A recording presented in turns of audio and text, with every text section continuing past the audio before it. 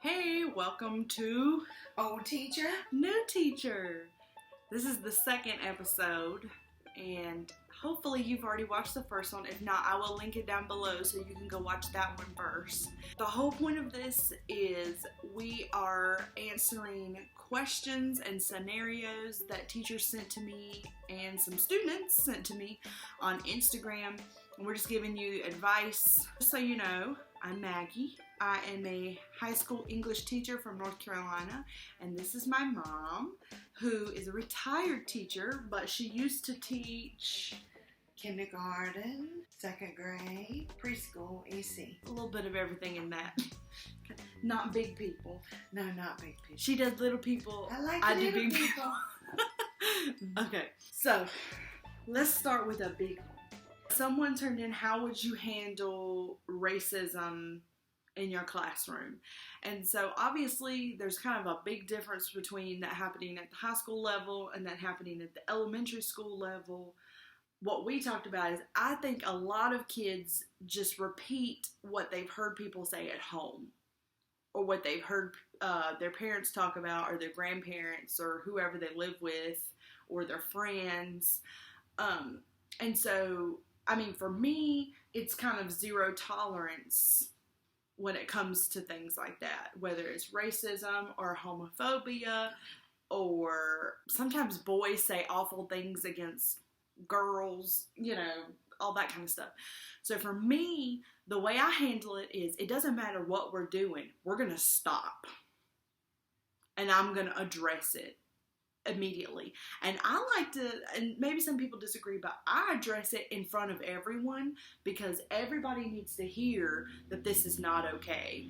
And normally, I would say this happens at the beginning of the school year. And then once one person has been addressed like that, it doesn't come up anymore. So they learn, like, she's not going to put up with any of that. What I will say is, if I feel like it's a repeat problem, or if a kid continues to do it, because in high school, a lot of them do it because they think it's funny. Yeah. They think it's a joke. Like when we talk about the Holocaust, like we always have to go over, like, this is not funny. We're not joking about Jewish people. This is real. Yeah, this is real. All these kind of things. If I feel like it's a repeat problem, then I talk with the child in private. I talk to my administration because they need to handle if it's serious. Because it may be, if they're targeting people, that's bullying, which is an administration issue. But I would just say, don't be afraid to address it in class in front of everybody. And then if it becomes a repeat problem, then, you can start taking the next steps. You were talking about in elementary school, it's just about... we're really teaching them about differences in everyone, not just skin color.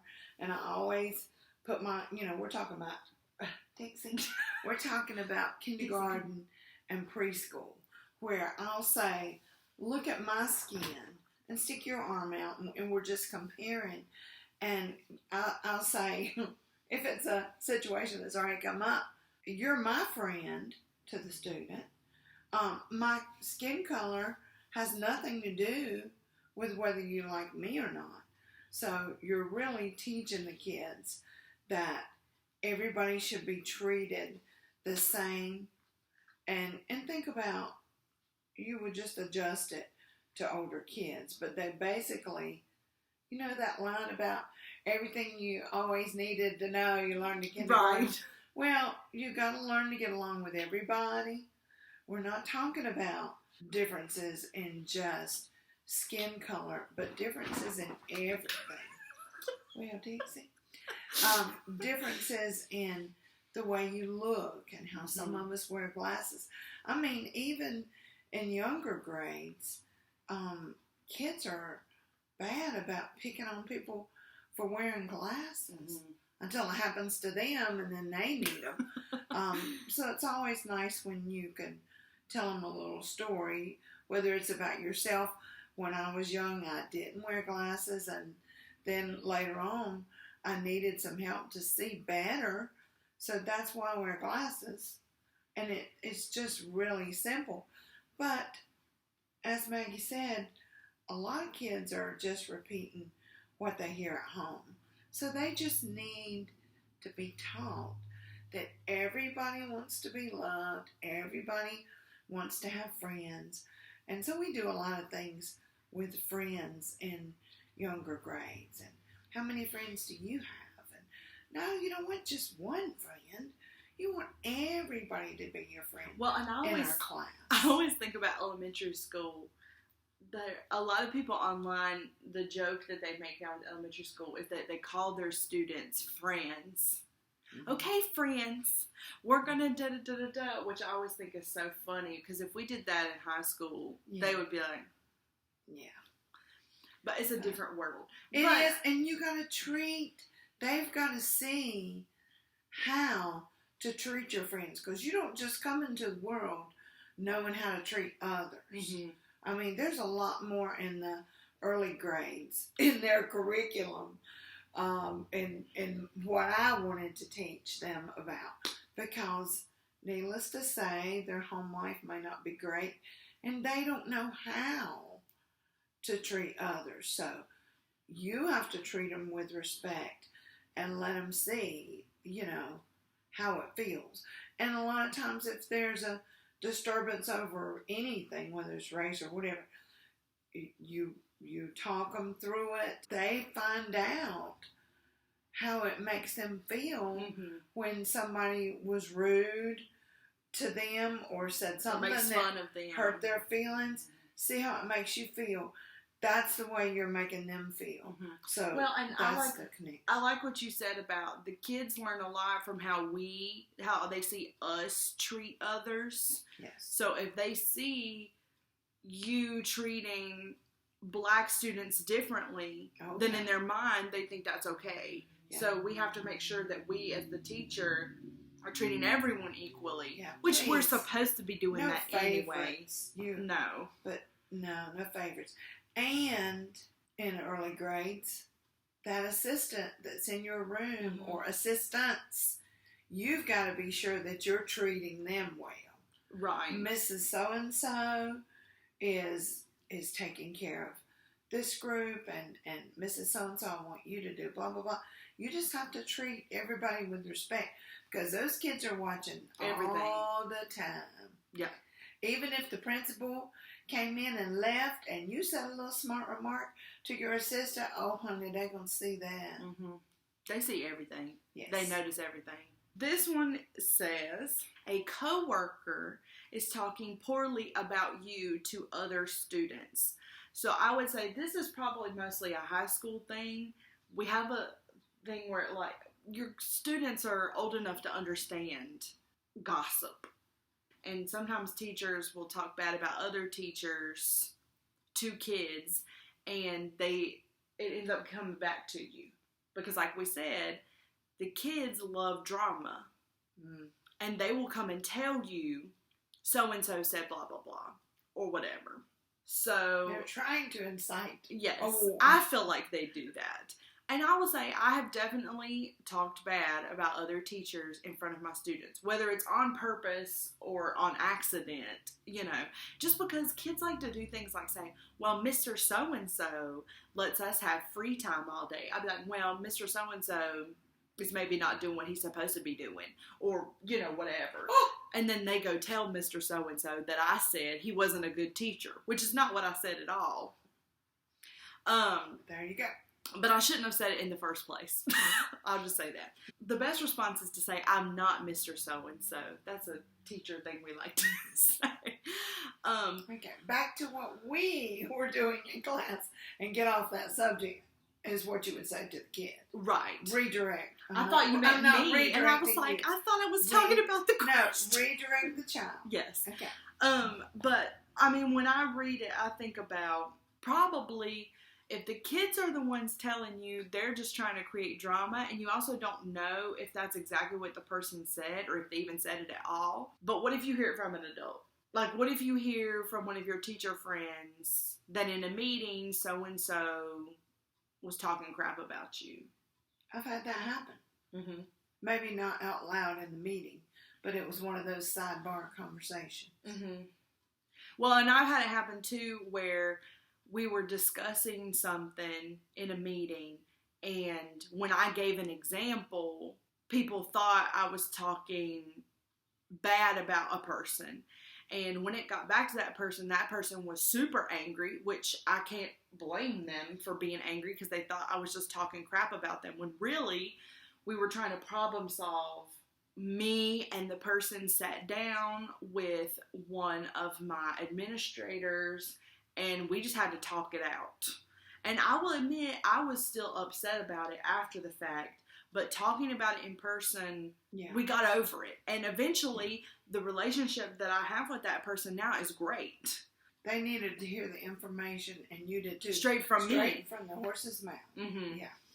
And so I would say, I mean, if you feel like it's happened repeatedly, I don't want to say like go confront the person, but like maybe you need to talk with them. But that's hard. It's very hard. I don't think my situation ever got completely talked through. It did come to a head at one time, and I don't know that it was a bad deal that there was administration there to hear both sides. Sometimes you feel like you need a third party there to kind of help work through things. And your administration is supposed to be there to help with that if you need them to. Just like they would in any kind of business if people were having problems. You know, we don't like to think of school as a business, but we are business people. In a stressful situation. And if you feel like it's become bullying, then that's something different, and you definitely should talk to your administration about it if you feel like somebody is bullying you. But I would think most of the stuff that happens in schools is like cattiness. It's gossip or things that people say in the heat of the moment that maybe they don't really mean. Or, you know, we could say the mom thing, which is they're jealous. I was going to say, some of these high school quirks that people had, they carried on through in their life to their job, unfortunately. Yeah. But there are always going to be some of those kind of people that do make those catty remarks. Mm-hmm. And they are jealous. They're jealous. They want to be you, honey. Is that what your mom say to you? This is what my mom has always said. They're just jealous. They're jealous. Don't listen to them. They're just mean, too. Yes, they're mean. Sometimes they're mean. You're not able to take phones away from students who are using them in class. So I would think for you, it would be like if a kid had brought like a toy or something from home and they're supposed to be working and they got a slinky. That's easy. But like if they ever told you like you can't take this away from somebody? Yeah, my mom said I can bring it to school today. No, I mean like your administration. Oh, no. Because, see, in high school, some schools have a rule where they'll say the teacher is not allowed to take the item, whatever it is, a phone, a tablet, a toy, because unfortunately they still do that too, from the student. Well, there could be some situations where we've been told that about a water bottle. Mm-hmm. That child needed their water bottle. But they're playing with it. Yeah. That's a different story. Mm-hmm. No playing with stuff in the classroom. Well, and the first thing I was going to say was, if there's no excuse, I catch them first thing in the morning, and I love that. It's cute. They're telling me all about it. I love it. Put it back in your book bag and enjoy it when you get home. Mm-hmm. You know, right? The cubby. Put it in your cubby. Put it in your book. I wish we had cubby. Put it in your book bag, zip it up, and leave it in your cup. Well, and I would say in high school, I was going to say never, but I'd take it back. I very, very rarely take phones from students because I feel like it triggers all of their emotions at once. They just, when you take it from them, and it causes so many more issues to me. My thing is, I just say, you know, okay, I'll do a blanket. Everybody needs to put their phones away because we're going to do a lesson and I need your full attention, If I see individual students, I make sure to not call them out in front of everybody. I go over to them and I say, Jimmy. Will you be Jimmy? Jimmy, I need you to put your phone away. Or whatever. And then if it continues, I kind of just let it go. Because you know they've heard you. Right. Twice. My thing in high school is like you're making a choice. And the natural consequence is if you're playing on your phone, you're not hearing my lesson, and you're going to make a bad score on the test. That to me seems like a natural consequence. So I just kind of let it go. And that may be bad. But if I feel like it's a repeat issue, I'll give you an example. I had 2 seniors last year who could not stay off their phones. And I was watching their grade do this, which I needed to address it. So when I called home, the parents told me, we want you to take their phones. And I felt very uncomfortable with it because they're 18 years old. You know, they're seniors. But I just told them. I said, here's what's going to happen. You showed me multiple times that you can't put your phone away, even when I ask you. Or they do the sneak a peek, where they think that doesn't count. They're just looking at it real quick. I said, so when you come into class today, I need you to put your phone on my desk. And I had a little basket. And they put their phone in there. And I said, and it's going to stay there until all of your work is done today. Sounds good to me. And then I didn't really have to touch it. And then they knew when they got their work done that they got to have it back. And I think we only did that for a couple days. And then both of them individually came up to me and said, can I please have my phone for class? I promise it will not distract me. And a learning experience. Yeah. And it got better. Yeah. So I would say, you know, maybe you need to have a system where they can, if you have repeat offenders, they can deposit their phone instead of you having to rip it from their hands. And, you know, maybe it's like, almost like elementary school where you say, we're going to do this for a couple of days. And then if you can show me that you can do better, then you can have it back or whatever. Yes.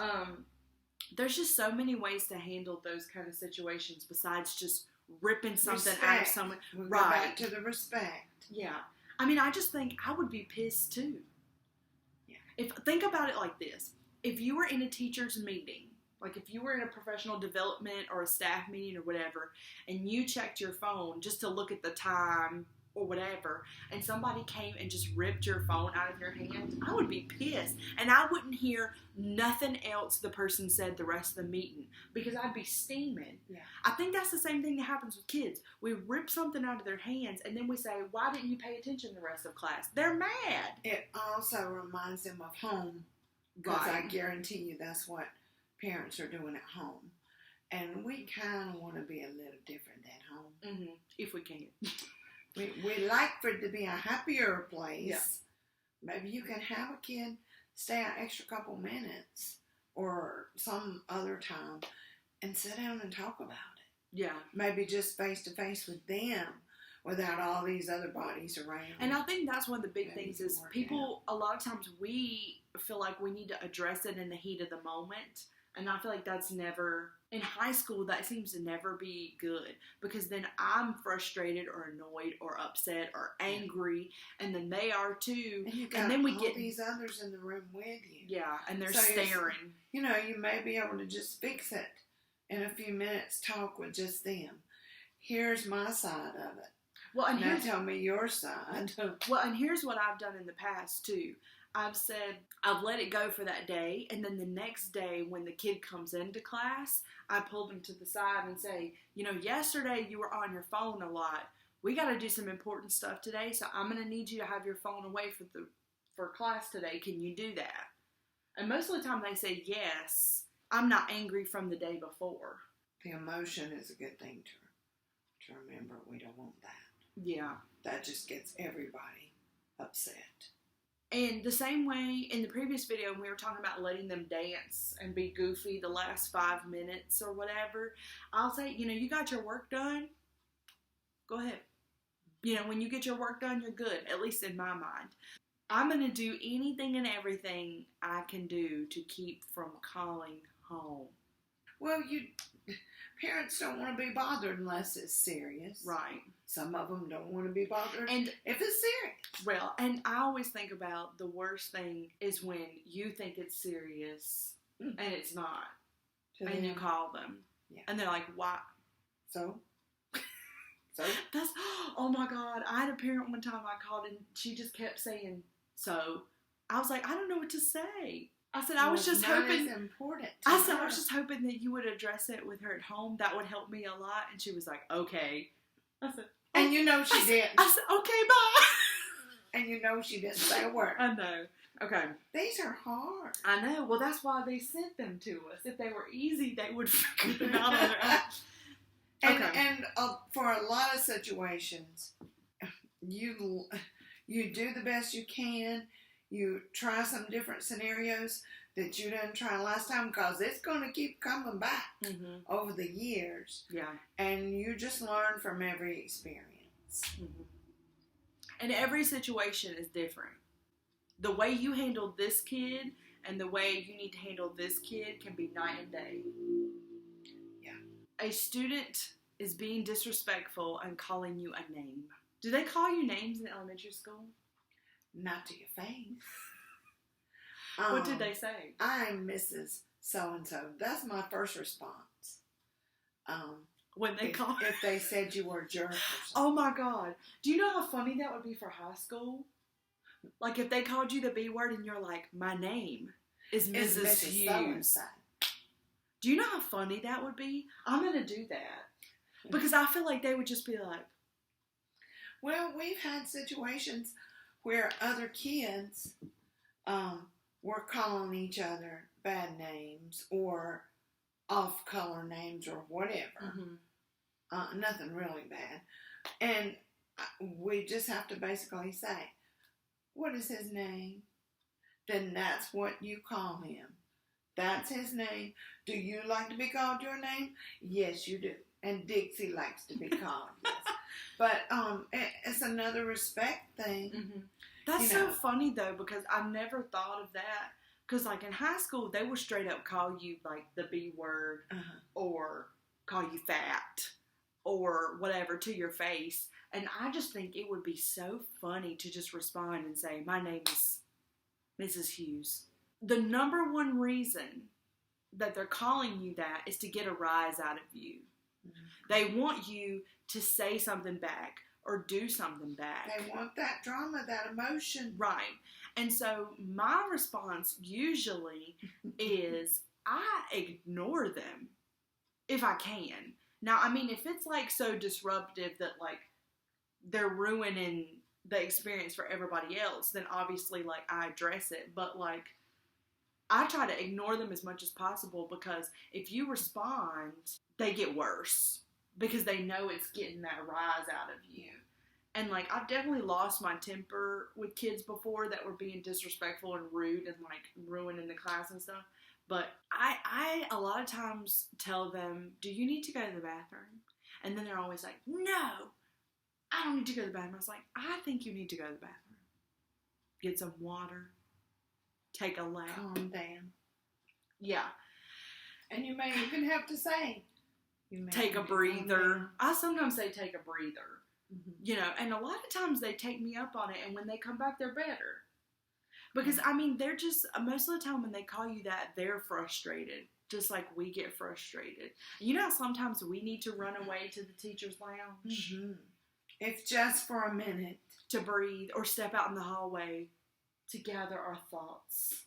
Now, see, in elementary, they would be more likely to say, "I hate you." Oh, yeah. Than to call you a name. And then there again, they're and then trying when to get that rise. You hurt my feelings.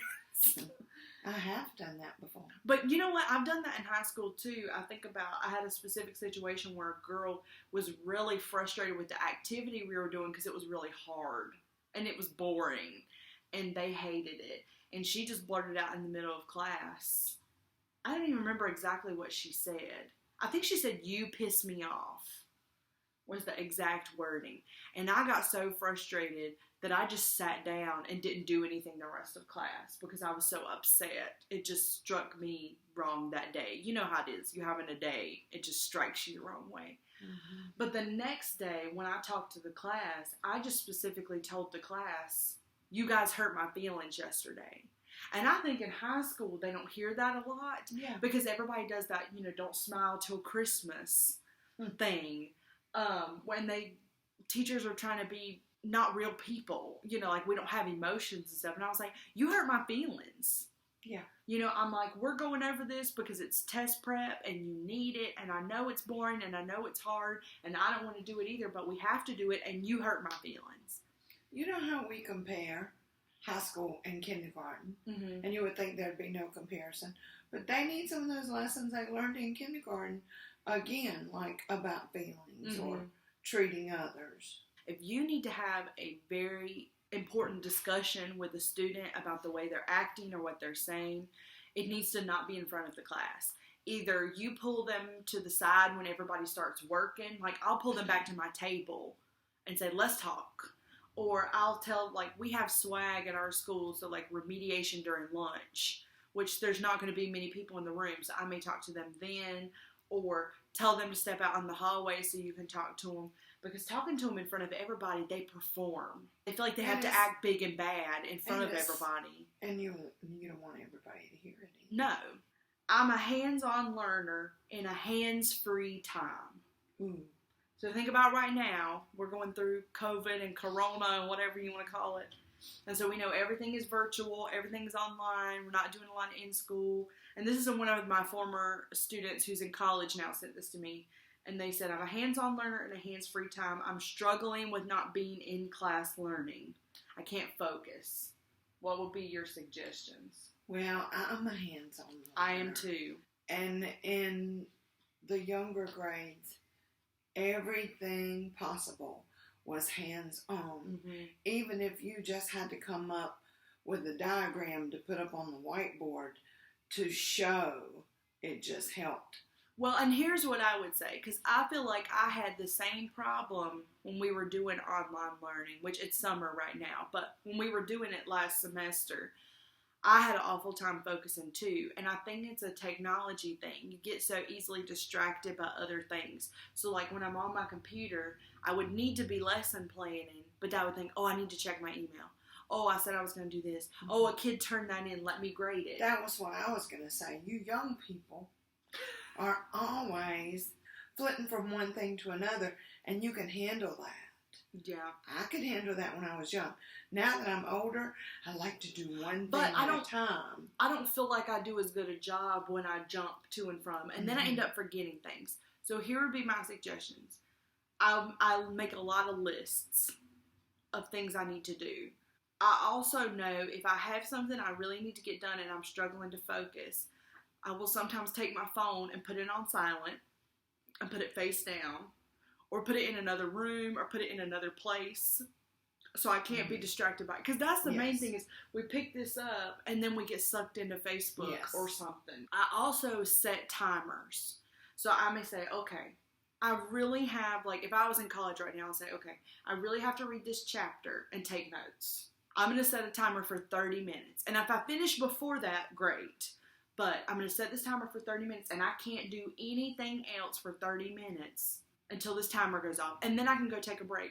I think about when I was in school, Mom used to tell me, we do this, and then we take a break. And you get some water, you get a snack, you go to the bathroom. And she would always say, but you got to remember what? What would you say? You got to get back to it. You got to get back to it. She would always say, you can take a break, but the break can't last forever. So I would say you take a break, even if you have to schedule in breaks, and then you got to come back to it or whatever. The other thing I do is I try to take care of anything that can distract me. That was what before I say. start. Right, I go to the bathroom. Take the dog out. Right, I get my water. I get a snack. I get all of my stuff together. You know, in cooking, they do your mise en place. where you get all your Oh. stuff chopped and in the little Oh, bowls. that's what it's called. Mm-hmm. Mise en place or Wow. whatever. So it's like you need your mise en place. Like if you're going to need your sticky notes and your textbook and your laptop. But I would say for making your learning more hands-on, I would do anything that you would normally do. Like if you would normally make yourself flashcards on index cards instead of doing them digitally, then do that. And they're going to have to make their own hands-on things. If it's just, like I said, a diagram or actual flashcards or actual, pie chart, whatever. Because really it's about being able to manipulate something with your hands to fire on all cylinders in here. So like a lot of kids use Quizlet, which is like online vocabulary or like an online study card. Well, it does games, which I think of as hands-on, but it also does like online digital, like flashcards. Some people do better with them in front of them. So I would say don't be afraid to print it out, because you can print out things like Quizlet and then you could just cut them and they're already made. You don't have to hand write them, but you would still be able to flip them back and forth or quiz yourself or play a matching game. And don't you think if they just had no idea of what they needed to do for hands-on, that they could use a teacher for a resource? Not to ask maybe during your Zoom class, if that was the situation, but maybe you could email them and say, do you have any suggestions? How many resources for me to, as a kinesthetic hands-on learner? Watch all the videos you can. And I tell the kids all the time, don't be afraid to Google something. We Google everything. So like, go to YouTube and see if there's videos of people doing that experiment. If it's science. Or Google hands-on activities for blah, blah, blah. And you can make your own games, and you could share that with the class. Because probably if you're struggling, other people are struggling. You could send it to the teacher and say, I made this. If you want to share it with everybody. And I feel like most teachers would be excited that you had done that and not offended. Now, I don't know.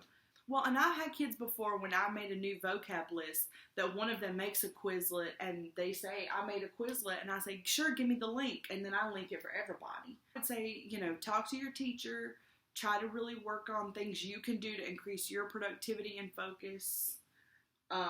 Like getting rid of distractions, getting all of your stuff together at once, setting timers, and then use the teacher resources to build yourself things. It's really good that they realize that they are a hands-on learner. Not that they can't learn other ways, but they're already realizing that's what they need to help them.